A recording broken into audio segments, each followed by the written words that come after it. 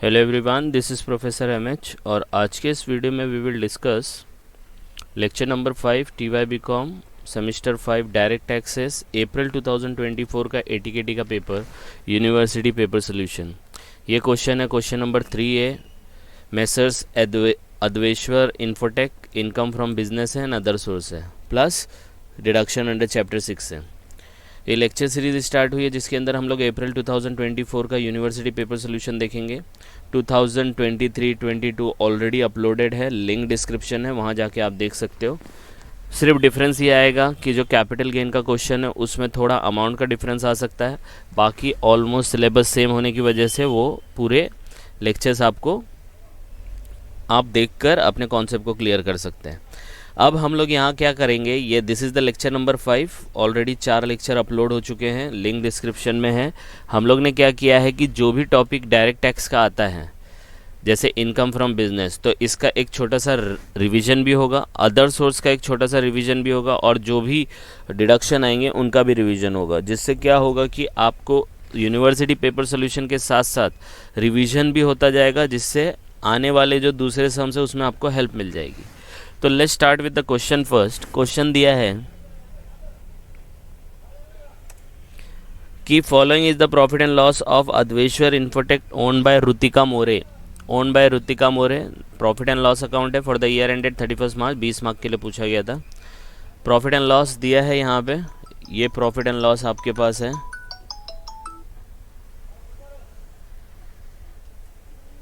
ठीक है।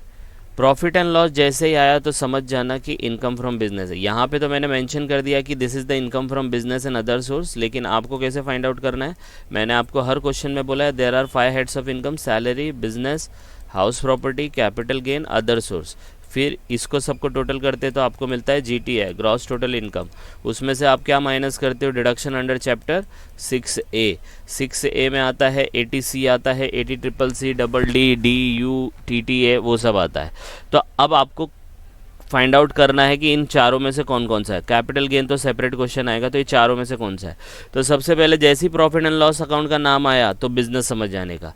जैसे ही रिसिप्ट और पेमेंट का नाम आया, रिसिप्ट और पेमेंट डॉक्टर के केस में, लॉयर के केस में, एडवोकेट के केस में रिसिप्ट और पेमेंट आया तो समझ जाना प्रोफेशन है, क्योंकि आपका जो चैप्टर है वो है income from business and profession.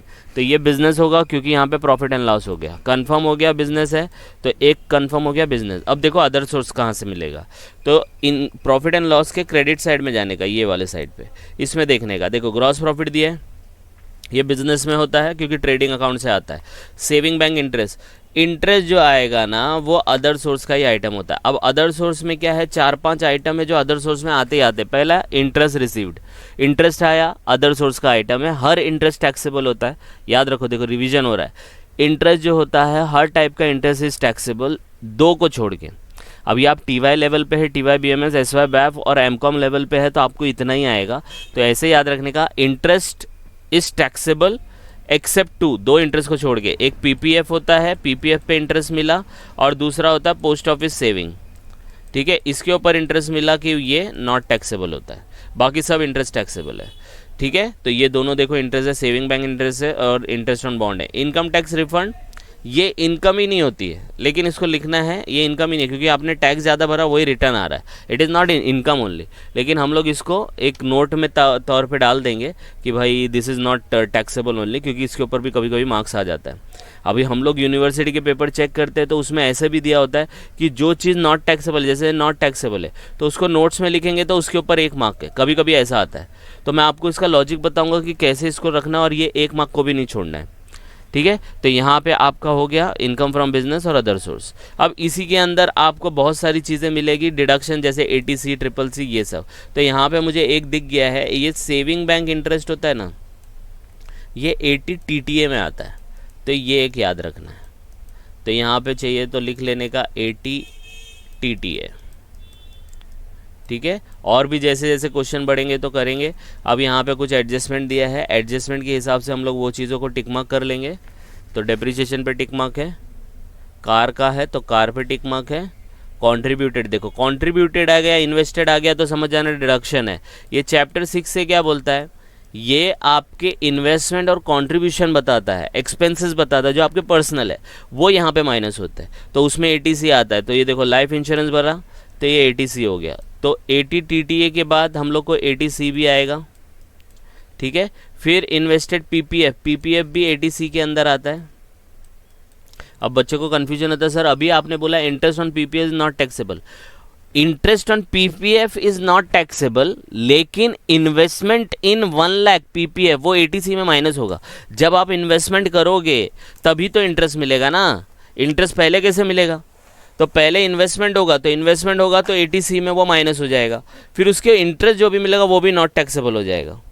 आ रही बात समझ में? इस तरीके से। तो compute the taxable income of Rutika More ये दिया है। तो अपना क्वेश्चन क्या हो गया? बिजनेस दिया है, अदर सोर्स दिया है, टीटीए दिया है, एटीसी दिया है। अब देखो इसको सॉल्व कैसे करना है। सॉल्व करने के लिए क्या करेंगे, सबसे पहले फॉर्मेट ड्रॉ कर लेंगे, ऊपर लिख देंगे अद्वैश्वर ओन बाय रितिका मोरे, ये आपका बेसिक है। प्रीवियस ईयर असेसमेंट ईयर लिख लेने हैं। Computation of total taxable income जो यहाँ पे दिया है, दिमाग लगाना ही नहीं है। टैक्सेबल इनकम आएगा तो सबसे पहले हम लोग बिज़नेस निकालेंगे। तो सबसे पहले बिज़नेस निकालने के लिए हम लोग पहले क्या करेंगे, बिज़नेस का फॉर्मेट लिखेंगे। तो बिज़नेस का फॉर्मेट कैसे होता है, सबसे पहले हम लोग लिखते हैं यहाँ पे पर्टिकुलर अमाउंट तो लिख लेंगे, यहाँ पे लिखेंगे इनकम फ्रॉम बिजनेस, और स्टार्ट जो करते हैं आधा मार्क मिल जाता है नेट प्रॉफिट से। तो नेट प्रॉफिट लिख देंगे यहाँ पे। तो नेट प्रॉफिट कहाँ से आएगा, ये देखो ये रहा। क्लियर है, बराबर है। अब इधर पे मैं लिखता हूँ अनरिलेटेड, ऐड करो unrelated expense plus unrecorded income को, और लेस करो अनरिलेटेड इनकम को और अनरिकॉर्डेड एक्सपेंसेस को। तो और पूरा पेज लेने का, इसमें जब भी आप बोर्ड का एग्ज़ाम देंगे तो पूरा पेज लेना है, हाफ पेज ऐड में डालो और हाफ पेज लेस में डालो। मुझे पता है इतना यूज़ नहीं होता, लेकिन वो थोड़ा आपको है ना प्रेजेंटेबल लगेगा। और नेक्स्ट पेज पे अदर सोर्स निकालो, ठीक है। तो ये हम लोग का हो गया, इसको थोड़ा सा छोटा कर लेते हैं ये, ठीक है। ये अनरिलेटेड है एक्सपेंसेस और अनरिलेटेड इनकम। अब बहुत जन को कन्फ्यूजन होता है, सर ये अनरिलेटेड ये क्या, कुछ समझ में नहीं आ रहा है। तो एग्जांपल के तौर पे ये प्रॉफिट एंड लॉस है, देखो ये दोनों समझ में आ जाएगा ना तो इजी हो जाएगा। कैसे? आपका ये जो प्रॉफिट एंड लॉस दिया है कि नहीं दिया है, ठीक है। प्रॉफिट एंड लॉस अकाउंट में ये रब कर देता हूँ, प्रॉफिट एंड लॉस अकाउंट है, यहाँ पे TTA है और C है। अब ये प्रॉफिट एंड लॉस में ये सारी इनकम्स हैं, ठीक है, मतलब रिसिप्ट हुआ, और ये सब आपके क्या है, एक्सपेंस है। तो ये इनकम में से आपने क्या किया, ये एक्सपेंस को माइनस किया। ये इनकम में से आपने क्या किया, ये एक्सपेंसेस को माइनस किया, तब जाके आपको क्या मिला, नेट प्रॉफिट मिला। गवर्नमेंट क्या बोलती है, आपको पहले इनकम फ्रॉम बिजनेस बताना है। तो आपने तो अपने हिसाब से प्रॉफिट एंड लॉस बनाया, तो उसके हिसाब से बिजनेस इनकम कितनी है, 9,22,000 है। ये आपने बोला है कि 9,22,000 है, लेकिन हो सकता है कि ये जो इनकम साइड में आपने ये सारे अमाउंट लिखे, इसमें कोई इनकम है जो बिजनेस की ना हो। तो गवर्नमेंट बोलता वो हम लोग को नहीं चाहिए, उसको अदर सोर्स में दिखाओ, वो हाउस प्रॉपर्टी में दिखाओ, जो जिस हेड में उसमें दिखाओ। हमें चाहिए किसका, इनकम फ्रॉम बिजनेस का। तो इनकम फ्रॉम बिजनेस में हो सकता है आपने जो PNL में इनकम ऐड की है वो बिजनेस की हो ही नहीं, तो उस इनकम को तो आपने क्या किया, इनको सबको ऐड किया था, इनको सबको लेस किया था, तब जाके नेट प्रॉफिट निकला था, बराबर है। मतलब ये नेट प्रॉफिट के अंदर ये सब भी इंक्लूडेड है, ऐड हुआ है, और ये सब माइनस हुआ है, जब जाके 9,22,000 आया है। अब हम लोग को देखना है ये वाली इनकम में ऐसी कौन सी इनकम है जो बिजनेस की है ही नहीं। तो ग्रॉस प्रॉफिट तो बिजनेस का है, सेविंग बैंक इंटरेस्ट, कोई भी इंटरेस्ट आता है वो तो अदर सोर्स का आइटम है, इंटरेस्ट ऑन बॉन्ड ये भी अदर सोर्स का आइटम है। तो आपने इधर क्यों लिखा बिजनेस में, ये तो गलती हो गई। तो आपने ये दोनों को ऐड किया ना यहाँ पे, तो क्या करने का, लेस करने का। देखो यहाँ पे जाने का, इसीलिए लेस किया है अनरिलेटेड इनकम्स, और माइनस करो अनरिकॉर्डेड एक्सपेंस। अनरिकॉर्डेड है, हो सकता है आपने कोई एक्सपेंस ही रिकॉर्ड नहीं किया, तो उसको तो माइनस ही करना पड़ेगा ना, क्योंकि ये पहले से माइनस है, ठीक है। ये बात समझ में आई। अब इसमें से माइनस किया आपने, हो सकता है कि कोई ऐसा खर्चा हो जो बिजनेस का हो ही नहीं। जैसे एग्जाम्पल के तौर पे यहाँ पे कार एक्सपेंस है, सिर्फ एग्जाम्पल के तौर पे बता रहा हूँ, कार एक्सपेंस है। कार एक्सपेंस समझो आपका पर्सनल है, तो पर्सनल खर्चे को यहाँ क्यों लिखा, आपने गलत माइनस किया, इसको गलत माइनस किया, तभी तो ये नेट प्रॉफिट आया ना। तो ये नेट प्रॉफिट में ये गलत माइनस हुआ है, तो आप इसको क्या करेंगे, ऐड बैक करेंगे। तो इसीलिए देखो बोला है अनरिलेटेड एक्सपेंसेस को ऐड बैक करो। या अनरिकॉर्डेड इनकम को ऐड बैक करो। तो ये आपको मुझे लगता है समझ में आ गया, अनरिलेटेड एक्सपेंस को कैसे ऐड करना है और अनरिलेटेड इनकम को क्यों लेस करना है। अब ये वाला देख लेते हैं, अनरिकॉर्डेड इनकम। आपने यहाँ पे इनकम रिकॉर्ड ही नहीं किया, ये साइड पे रिकॉर्ड नहीं किया तो रिकॉर्ड करो ना, अगर बिजनेस की है तो ऐड करना पड़ेगा ना, स्टार्टिंग में तो ऐड ही किया था, इसीलिए ऐड में लिखा है अनरिकॉर्डेड इनकम। आपने कोई एक्सपेंस ही रिकॉर्ड नहीं किया तो एक्सपेंस तो ये साइड रिकॉर्ड होता है, तो एक्सपेंस का मतलब क्या है, प्रॉपर्टी माइनस होना, तो आप माइनस करो ना। अगर आपने कोई खर्चा लिखना ही भूल गए तो वो खर्चे को आपको माइनस करना पड़ेगा, तो इसलिए अनरिकॉर्डेड एक्सपेंस को माइनस करना है। अब समझ में आया लॉजिक, नेट प्रॉफिट में से एडलेस क्यों होता है। तो अब हम लोग करेंगे, तो अब करते हैं क्रेडिट साइड से स्टार्ट करने का। 2 पे एडजस्टमेंट था वो हम लोग ने देख लिया। अब इसमें से ये तो बिजनेस का है, ये तीनों बिजनेस के नहीं है, ये तीनों नहीं है। इंटरेस्ट अदर सोर्स है, इंटरेस्ट अदर सोर्स है, इनकम टैक्स रिफंड इनकम ही नहीं है। तो आपने इधर क्यों लिखा, अपनी इनकम को बढ़ाने के लिए गलत कर दिया। तो ये चीज़ें ऐड हुई थी, अब इनको हम लोग लेस करेंगे। तो लेस में जाने का तीनों अमाउंट देखो लिख दिया है। Saving bank interest 16,700, interest on bond 30,000, income tax refund 45,000। ये इनकम में था ही नहीं, तो ऑलरेडी आपने ऐड किया था, तो इसको लेस कर देंगे तो ऑटोमेटिकली आपका नेट प्रॉफिट उतना कम हो जाएगा। समझ में आया। तो ये वाला पार्ट हो गया। अब यहाँ से देखते हैं, अब इसके अंदर सबसे पहला रीड करने का, फिर एडजस्टमेंट देखने का। एडजस्टमेंट तो है नहीं। सैलरी क्या बिजनेस का खर्चा होता है, आपने ये सब चीज़ें ऐड की थी, ये सब चीज़ें लेस की थी। अगर आपने गलत ऐड की है तो उसको माइनस करो, अगर आपने गलत लेस किया है तो उसको ऐड बैक करो। इन शॉर्ट, यहाँ से कोई अनरिलेटेड है तो ऐड, यहाँ से कोई अनरिलेटेड है तो लेस। तो सैलरी क्या बिज़नेस का खर्चा नहीं होती है, होती है। सैलरी बिज़नेस का खर्चा है, आपने बराबर लिखा ना, इसको कुछ करना है, बराबर माइनस किया है। तो 6 लाख रुपये आपने माइनस किया, इज़ वेरी गुड, क्योंकि ये बिज़नेस का खर्चा होता है।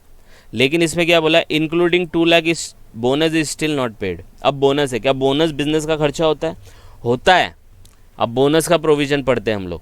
हाँ देखो रिवीजन हो रहा है, बोनस का प्रोविजन। बोनस क्या बोलता है कि बोनस अगर पेड हो तभी वो बिजनेस का खर्चा है, पेड करेंगे फ्यूचर में वो बिजनेस का खर्चा नहीं होगा। तो सिर्फ बोनस आया, बोनस आया तो वो बिजनेस का खर्चा है, आप माइनस कर सकते हो। लेकिन bonus not paid, bonus declared, ये याद रखना word, bonus not paid, bonus declared, ये बिजनेस के खर्चे नहीं होते। ये नहीं होते मतलब आपने सैलरी 6 लाख के अंदर 2 लाख बोनस दिखाया जो कि पेड ही नहीं हुआ, तो 2 लाख आपका बिजनेस का खर्चा हो ही नहीं सकता। तो आपने इसको गलत माइनस किया, तो इसको मैं ऐड बैक करूंगा। तो देखो पहला बोनस 2 लाख रुपया ऐड हो जाएगा। आ रही है बात समझ में, बड़े ध्यान से समझना सुनना तो समझ में आ जाएगा। दूसरा क्या है, प्रिंटिंग एक्सपेंस। क्या बिजनेस में प्रिंटिंग एक्सपेंस करके खर्चे होते हैं, यस प्रिंटिंग का खर्चा होता ही होता है, कोई भी बिजनेस हो छोटा हो या बड़ा। तो ये आपने यहाँ पे बराबर माइनस किया है, तो कुछ नहीं करना है। To lost by theft from office, office से छोटा चोरी हो गया, क्या वो बिजनेस का खर्चा है, तो यस बिजनेस का खर्चा होता है। इसका दूसरा नाम होता है एम्बेजलमेंट। देखो जहाँ तक हो सके मैं आपको बता रहा हूँ, एम्बेजलमेंट। एम्बेजलमेंट बोला छोटी मोटी चोरी होती है ऑफिस में, वो अलाउड होती है, वो छोटा मोटा खर्चा हो जाता है, गवर्नमेंट उसको अलाउ करती है। तो ये याद रखना, loss by theft from office, office से कुछ चोरी हो गया छोटा मोटा, तो या उसका दूसरा वर्ड है एम्बेजलमेंट। एम्बेजलमेंट वो बिजनेस का खर्चा होता है, याद रखना। अब बोलेंगे सर लॉजिक क्या है, लॉजिक है आजकल हर जगह पे स्टार्टअप का बुखार चल रहा है कि नहीं चल रहा है। देखो एकदम सिंपल सा लॉजिक है, सब लोग अपना अपना बिजनेस खोल रहे हैं, सब लोग एंटरप्रेन्योर बन रहे हैं, राइट। सब लोग हमको ये करना है, हम खुद का बिजनेस करेंगे, राइट। जॉब कौन करेगा फिर, हर कोई बिजनेस खोल के बैठेगा तो जॉब कौन करेगा। अब जॉब कोई करेगा नहीं करेगा, अब क्या होता है कि जॉब की शॉर्टेज होने लगती है, मतलब लोग जॉब नहीं करते, खुद का बिजनेस स्टार्ट करते, तो काम करने वालों की कमी होती है। तो क्या होता है कि वो जो काम करने वाले रहते हैं, ये अनऑफिशियल मीनिंग बता रहा हूँ आपको, काम करने वाले रहते हैं वो ऑफिस से कुछ छोटी मोटी चीज़ लेके चले जाते हैं। तो मैनेजमेंट को वो चीज़ पता होती है, लेकिन मैनेजमेंट तो भी इग्नोर करता है। क्यों, क्योंकि अगर हम लोग ने 100-200 रुपये चीज़ के लिए बोला और जॉब छोड़ दिया तो उसका काम कौन करेगा। तो ये लॉजिक होता है, राइट। तो उनको पता होता है, ऐसा नहीं कि नहीं पता होता है, लेकिन गवर्नमेंट ने भी ये बात एक्सेप्ट की है कि भाई हाँ ऐसा करना पड़ेगा, अदरवाइज सब बिजनेस खोल के बैठेंगे तो काम करने वाला कौन रहेगा, राइट। तो इसीलिए गवर्नमेंट ने ये अलाउ किया है, आप इसको एज ए खर्चा दिखा सकते हो। नेक्स्ट क्या आता है, प्रोफेशनल टैक्स। देखो प्रोफेशनल टैक्स का भी रिवीजन कर लेते हैं। प्रोफेशनल टैक्स कोई भी टाइप का टैक्स बिजनेस के लिए अलाउड नहीं है, कुछ टैक्स को छोड़ के। प्रोफेशनल टैक्स तो पहला आप कोई भी टैक्स आएगा, income tax, wealth tax, self assessment tax, advance tax, business का खर्चा नहीं होता, that is your obligation, tax is your obligation. लेकिन एक प्रोफेशनल टैक्स हो गया, एक सेल्स टैक्स हो गया, ठीक है, एक professional tax, sales tax, sales tax का दूसरा नाम वैट, पहले होता था सर्विस टैक्स, जीएसटी, और दूसरा वर्ड प्रोफेशनल टैक्स, ये अलग है। ये टैक्स को छोड़ के कोई और टैक्स आया तो बिजनेस का खर्चा नहीं होगा। लॉजिक, ये सब आपने कलेक्ट किया है, आपको पे करना है, तो एज ए एक्सपेंस आप दिखा सकते हो। लेकिन जो इनकम टैक्स भर रहे हो दैट इज़ योर ऑब्लिगेशन, वो आपको पे करना ही करना है, that is not your expense, that is your obligation. ठीक है, तो याद रखना ये टैक्स को छोड़ के बाकी कोई भी टैक्स आएगा तो नॉट अलाउड, उसको ऐड बैक करने का। तो professional tax, sales tax, VAT, service tax, GST. Professional tax, sales tax, VAT, service tax, GST, ये तीनों नाम पहले आते थे। सेल्स टैक्स पहले होता था, वैट पहले होता था, सर्विस टैक्स पहले होता था, अब जीएसटी हो गया। लेकिन कभी कभी उन लोग वर्डिंग चेंज कर देते, तो ये नाम याद रखने का। तो प्रोफेशनल टैक्स आपका बिजनेस का खर्चा है तो उसको छोड़ दो। ऑफिस एक्सपेंस बिजनेस का खर्चा होता है, कन्वेंस, छोटा मोटा गाड़ी भाड़ा बिजनेस का खर्चा है, तो आपने बराबर लिखा तो कोई भी गलती नहीं की। गलत कुछ किया रहता तो उसको एडबैक करने का। अब आता है डेप्रीशिएशन। डेप्रीशिएशन कितना है? 12,000 है। एडजस्टमेंट, क्या डेप्रीशिएशन बिजनेस का खर्चा होता है? यस, बिजनेस का खर्चा होता है डेप्रीशिएशन। डेप्रीशिएशन हर बिजनेस में आपको मिलता है, ठीक है, तो आपने बराबर किया, इसको कुछ नहीं करना क्योंकि प्रॉपर माइनस किया आपने। लेकिन एडजस्टमेंट क्या बोलता है? As per income tax rule 20,000, आपने कितना माइनस किया? 12, गवर्नमेंट बोलती है 20,000 माइनस करो, तो आपसे गलती हो गई, तो इसको मैं बोल सकता हूँ अनरिकॉर्डेड। बोल सकते कि नहीं बोल सकते? अनरिकॉर्डेड, क्योंकि आपने 12,000 माइनस किया है। इनकम टैक्स बोलता है 20 माइनस करो, मतलब 8,000 अभी भी माइनस करना बाकी है, अनरिकॉर्डेड हो गया। तो अनरिकॉर्डेड एक्सपेंस कहाँ होता है? अनरिकॉर्डेड एक्सपेंस यहाँ पे माइनस होता है, देखो आया। तो इसी के नीचे हम लोग लिख देंगे डेप्रीशिएशन 8,000 20 में से 12 गया। समझ में आया? एकदम simple logic. Next, car expense. क्या कार एक्सपेंस बिजनेस के खर्चे होते हैं? यस होते हैं। हर बिजनेस में कभी कभी कस्टमर को लाना ले जाना होता है या कुछ काम के लिए भी यूज़ कर लेते हैं, कार एक्सपेंस बिजनेस का खर्चा होता है। लेकिन एडजस्टमेंट क्या बोलता है? एडजस्टमेंट बोल दिया, देखो 40% of the car is used for personal purpose. Clearly बोल दिया कि 40% कार पर्सनल पर्पस के लिए यूज़ हो रही है, तो पर्सनल का खर्चा कोई भी अलाउड नहीं होता है, कोई भी पर्सनल खर्चा आप बिजनेस में नहीं दिखा सकते। तो 10,000 में से 40% आपका पर्सनल है, मतलब अनरिलेटेड है, तो वो आपने गलत माइनस किया तो उसको ऐड बैक करने का। तो 10,000 का 40% कितना होएगा? 4,000। तो 4,000 आपका बिजनेस का खर्चा नहीं है, आपने यहाँ पे गलत माइनस किया, तो ऐड बैक करने का, जाने का कार एक्सपेंस 40%, देखो ऐड किया। समझ में आया? एकदम सिंपल, ये देखो, ठीक है। नेक्स्ट क्या है? House hold expense. House hold नाम से ही पता चल रहा है, देखो घर के खर्चे। अरे घर का खर्चा बिजनेस में क्यों दिखा रहे हो? पागल हो क्या? तो बिजनेस में आप घर के खर्चे नहीं दिखा सकते, आपने माइनस किया, गलत माइनस किया, ऐड बैक करो इसको, तो ऐड कर देने का हाउस होल्ड। ये देखो, समझ में आया? फिर interest on personal loan, interest on capital, देखो नाम से ही पता चला पर्सनल। अरे पर्सनल खर्चा अलाउड ही नहीं होता है, तो बिजनेस चालू है। इंटरेस्ट ऑन बिजनेस लोन तो अलाउड होता है बिजनेस का खर्चा, इंटरेस्ट ऑन पर्सनल लोन ये कैसा अलाउड है? इंटरेस्ट ऑन कैपिटल, अपने आप को आप इंटरेस्ट दे रहे हो, ये भी पर्सनल हो गया, तो ये दोनों इंटरेस्ट अलाउड नहीं है। Interest on business loan, interest on loan taken for business, तो वो बिजनेस का खर्चा होगा। पर्सनल लोन ले रहा है, आप पार्टी कर रहे हो, वेकेशन पे जा रहे हो, वो थोड़ी अलाउड है। तो ये दोनों 9,000 और 8,000 10,000 आपने गलत माइनस किया है, दोनों को ऐड बैक करना पड़ेगा। तो देखो दोनों इंटरेस्ट मैंने यहाँ पे लिख दिए ऐड बैक। आई होप आपको समझ में आ रहा है। बस ये पूरा हो गया, ये एडजस्टमेंट हो गए 2, ये बाकी है, ये तो पता है ना आपको, ये दोनों ATC का है, तो ये एकदम एंड में आएंगे, ATC और एक ये वाला TT है। तो ये पूरा क्वेश्चन हो गया। अब इसको एडलेस करने का, देखो कैसे करने का, इन सब का टोटल ले लेने का, तो टोटल आएगा 2,27,800 इसका। इसी हिसाब से ये लेस वाले का टोटल ले लेने का, तो ये देखो 99,700। अब क्या होता है, ये 9,22,000 प्लस ये वाला अमाउंट, क्योंकि ऐड है ना, तो ये प्लस होगा और ये माइनस होगा, तो आपको इनकम फ्रॉम बिजनेस मिल जाएगा 10,50,100। देखो आपने कितना दिखाया था बिजनेस का प्रॉफिट? 9,22,000, लेकिन गवर्नमेंट के रूल के हिसाब से कितना होना चाहिए? 10,50,100। तो ये आपकी एक हो गई इनकम फ्रॉम बिजनेस। समझ में आया? अब इसी हिसाब से, अब मैं इसको नीचे ले लेता हूँ, इसी हिसाब से अब हम लोग को लिखना पड़ेगा income from other sources. Income from other sources में क्या थे, हम लोग ने दो आइटम है, ये तीन तो इनकम है ही नहीं, लेकिन क्या करने का, तीनों लिख देने का। ये देखो लिख दिया, और तीनों का अमाउंट लिखेंगे आप, 2 का लिखेंगे और इसका नहीं लिखेंगे। क्यों नहीं लिखेंगे, इनकम टैक्स रिफंड इनकम ही नहीं होती है, टैक्स ज़्यादा भरा रिटर्न आ रहा है। लेकिन आप इसको नोट में भी लिख सकते हो। देखो क्या करने का, हमारा पर्सनल एडवाइस ये होता है कि जो भी पॉइंट है ना उसको वहीं पे डिस्क्लोज कर दो। जैसे यहाँ पे इनकम फ्रॉम अदर सोर्स है, आपने इसको अगर इनकम साइड में भी दिखा दिया, इधर तो वो ऐड होगा, यहाँ पे आपने दिखा दिया और ज़ीरो कर दिया तो भी चलेगा।